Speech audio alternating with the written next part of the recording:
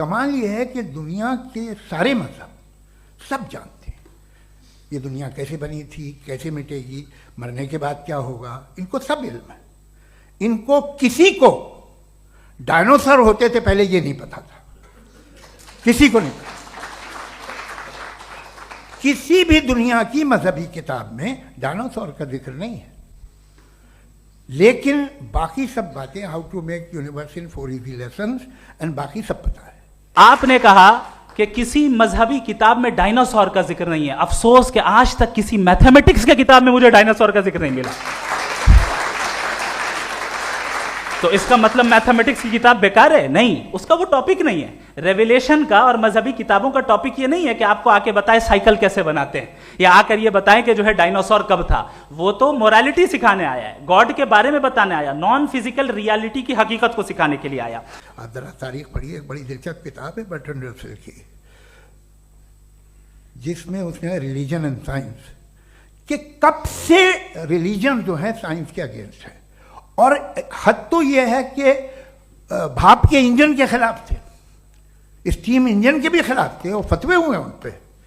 Religion science को रोकता है? नहीं रोकता। अगर रोकता है तो गलत करता है। रिलीजन साइंटिज्म को रोकता है, जिसमें हमारे जावेद साहब मुब्तला हैं। साइंस और साइंटिज्म में फर्क है।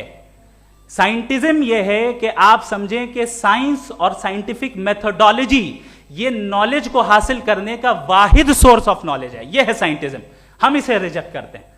हम साइंस को तो तरक्की करते हैं, भाई आप हमारी पूरी तारीख कर लें, पढ़ लें तो आपको पता चल जाएगा। बहरहाल ये अलग टॉपिक है। उसके बाद इन्होंने एक लफ्ज कहा, वेटिकन ने फतवा दिया। वेटिकन का फतवे से कोई ताल्लुक नहीं है, दोनों कॉन्ट्राडिक्टरी अल्फाज हैं। फेथ क्या है और आप फेथ मांगते क्यों हैं मुझसे? आप तो लॉजिकल हैं, आपके पास तो सारे रैशनल्स हैं, आपके पास सारे सबूत हैं, तो आपको फेथ की डिमांड क्यों करते हैं? जनाब जावेद अख्तर साहब कई मरतबा दोहरा रहे हैं कि फेथ का मतलब बताइए, फेथ का मतलब बताइए। मैंने बता दिया, फेथ सही भी होता है, गलत भी होता है। और आज हम फेथ पे बात नहीं कर रहे, हम ट्रूथ और डज गॉड एग्जिस्ट पे बात कर रहे हैं। क्या डज गॉड एग्जिस्ट, ये ट्रूथ यानी गॉड है या नहीं है, इसमें से दोनों ट्रूथ क्या है? अब आप उसे फेथ कह लें, बिलीफ कह लें, नॉट माई बिजनेस। कोई मजहब सारे सवाल करने की इजाजत नहीं देता है और मना करता है कि ज्यादा सवाल ना करो, बह जाओगे तुम। आपने कहा कि भाई सवाल करने से मजहब रोकता है। मैं कहता हूं जो रोकता है वो रोकता होगा, मैं नहीं रोकता। बल्कि सवाल करें, सवाल करना चाहिए। सवाल कर करके तो हम आगे बढ़ते हैं, तरक्की करते हैं, और इसीलिए मैं आज यहां पे आया हूं। लेकिन सवाल सिर्फ खुदा से नहीं होगा, आपसे भी होगा। सवाल एथिज्म से भी होगा। सवाल सिर्फ मजहब से नहीं होगा, सबसे होगा। और आज मैं सवाल करूंगा और उम्मीद है कि आप जवाब देंगे। अभी तक आपने वैसे कॉन्टिंजेंसी आर्गुमेंट का कोई जवाब नहीं दिया। आज आप हैरान हैं कि भाई ये यूनिवर्स कैसे बनी। लोग हैरान थे कि सूरज डूबता है तो इधर से कैसे निकलता, और आप एक कदम जाके हमेशा का मानने को तैयार है, एक कदम पीछे ही मान जाइए। भाई आप इसके बाद जाते हो, कहते सवाल ना करना कि ये कहां से आया, ये पावर तो हमेशा से हमेशा रहेगी। तो आप यूनिवर्स के बारे में मानने में क्या तकलीफ है? एक कदम पहले रुक जाइए, ये हमेशा से थी या नहीं थी हमें मालूम नहीं है। आपने कहा यूनिवर्स के बारे में इटर्नल क्यों नहीं बोल देते? ये चूंकि लॉजिकली पॉसिबल ही नहीं है कि यूनिवर्स इटर्नल हो। यूनिवर्स एक कॉन्टिंजेंट चीज है जो टाइम एंड स्पेस के पाबंद है, टाइम एंड स्पेस से बाउंड है। जो टाइम एंड स्पेस से बाउंड होगा वो कॉन्टिंजेंट होगा, जो कॉन्टिंजेंट होगा वो उसकी बिगिनिंग हुई होगी, जिसकी बिगिनिंग हुई होगी वो इटर्नल नहीं हो सकता। ये तो कॉमन सी बात है। ये यूनिवर्स कहां तक फैली, ये कब से है और कब तक रहेगी, हमें नहीं मालूम। आपने फैसला कर लिया कब बनी। ये आपके हिसाब से कोई 14 बिलियन ईयर बनी जो समझा जाता है। उससे पहले हजारों करोड़ों अरबों साल तक खुदा बैठा क्या कर रहा था? खामोश बैठा था, ऐसी जमाइयाँ ले रहा था। फिर उसे आइडिया है, यार एक काम करते, वक्त अच्छा गुजर जाएगा, यूनिवर्स पर आपसे। उसके बाद उन्होंने कहा कि भाई हमें नहीं मालूम। अगर नहीं मालूम तो क्लियरली कह देना कि नहीं मालूम है, इसमें क्या हर्ज है? तो वही तो मैं कह रहा हूं ना कि आप कह दें कि नहीं मालूम, लेकिन क्लेम क्यों कर रहे हैं कि गॉड एग्जिस्ट नहीं कर रहा है? आप कह दें नहीं मालूम है, हो सकता है हो सकता ना हो, लेकिन आप क्लेम कर रहे हैं। The moment you say God does not exist, this is a claim, and now the burden of proof is upon you too, जैसे हमारे ऊपर है। और क्यों है मैं बताता हूं, क्यों है ये भी मैं बताता हूं। फिलोसॉफिकली जो क्लेम होता है ना, सिर्फ ये नहीं होता कि इंसान कहे पॉजिटिव क्लेम करे और नेगेटिव क्लेम करे तो बर्डन ऑफ प्रूफ नहीं है। आप मिसाल के तौर पे मैं कहूं कि फुला उस कमरे में कोई नहीं है, मैंने एक नॉलेज का क्लेम किया है, उस कमरे में कोई नहीं है, मैंने एक नॉलेज का क्लेम किया। या तो मैं कहूं मुझे नहीं पता, हो भी सकता है नहीं भी हो सकता है, this is not a claim. लेकिन जब मैं कह रहा हूं कि वहां कोई नहीं है या मैं कह रहा हूं वहां कोई है, दोनों क्लेम है और दोनों के ऊपर बर्डन ऑफ प्रूफ है।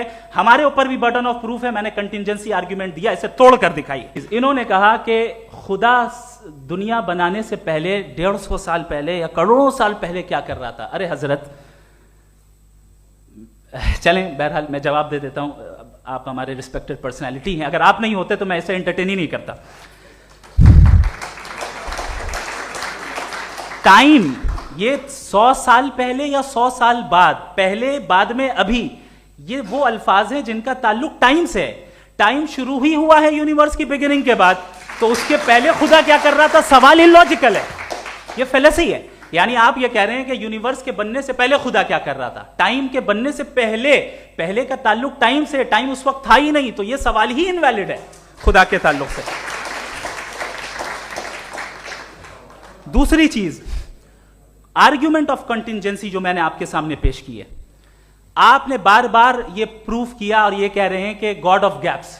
देखिए पहले नहीं मालूम था, साइंस ने कर दिया। सिंपल की मिसाल से मैं समझा देता हूं। जिस गैप्स की आप बात कर रहे हैं ना, साइंस उन गैप्स को जिन चीज के जरिए भी प्रूव करेगा वो कॉन्टिजेंट ही होगा, अब चाहे वो फोर्स हो, मैटर हो या एनर्जी हो।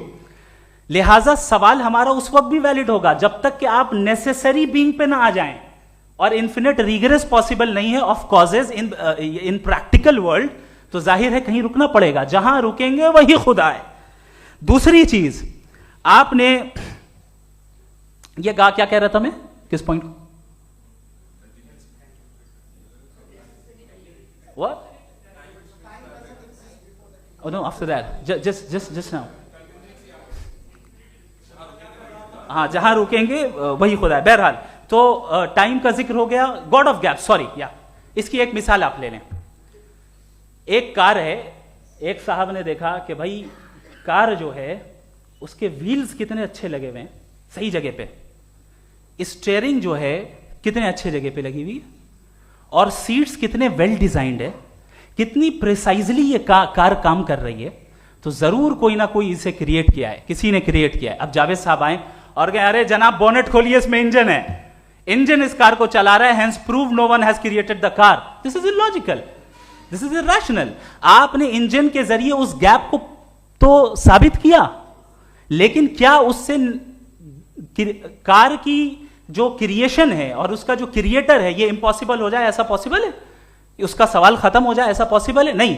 आपने गैप्स को फिल करके, कॉन्टिंजेंट चीजों से गैप्स को फिल करके हमारे ऑब्जर्वेशन को और ब्रॉड कर दिया। अब हमें और पता चल गया कि ये जो कार है इसका सिस्टम कितना ज्यादा कॉम्प्लेक्स है। पहले कम समझते थे, अब कॉम्प्लेक्सिटी और ज्यादा वाजे हो गई। अब हमें समझ में आ रहा है कि हमारी सर्टेनिटी और बढ़ गई कि जरूर इस कार को किसी ना किसी ने बनाया। यही मामला यूनिवर्स का है। साइंस हमेशा फिजिकल वर्ल्ड की चीजों को ही फिल करती जाएगी और फिजिकल चीजों से ही करती जाएगी, चूंकि एम्पेरिकल एविडेंस का ताल्लुक फिजिकल वर्ल्ड से है। आप साइंस के जरिए मेटाफिजिकल रियलिटी को कभी साबित नहीं कर सकते। ये रॉन्ग टूल का इस्तेमाल करना है। ये वही काम है कि आप मेटल डिटेक्टर से प्लास्टिक डिटेक्टर करने चलें, जो कि जाहिर है सही नहीं है।